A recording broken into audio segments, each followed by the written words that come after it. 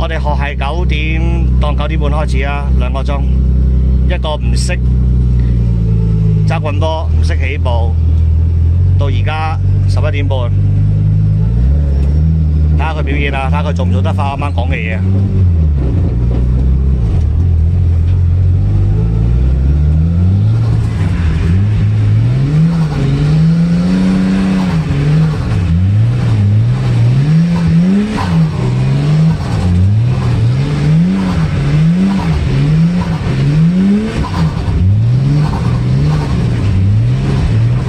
定住浪帶，油門，好先啊！係啊，再嚟，定住，兩樣都定住，唔夠錢補，定住，hold住。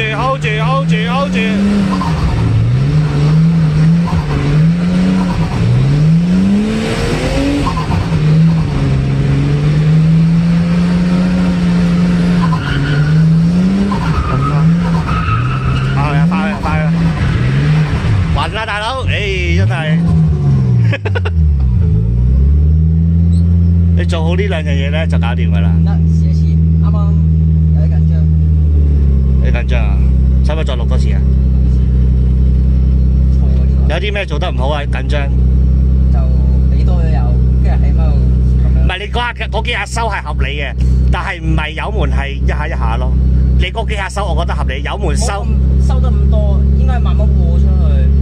同埋你鬥嗰下咧係合理嘅，所以你鬥入去嗰下咧，你嗰個潛意識係知道㗎，嗰個唐太要鬥，嗰啲鬥咧係 O K 嘅，但係而唔係唔捉實唐太咯。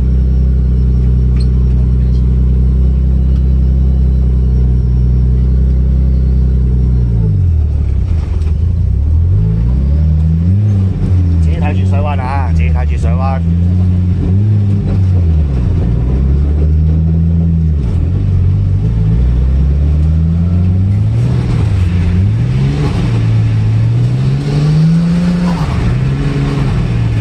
多啲油，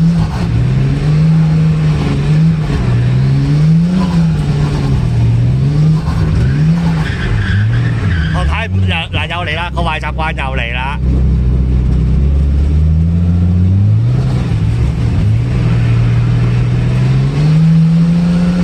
捉住浪帶，定住佢，唔好俾佢喐，用油門。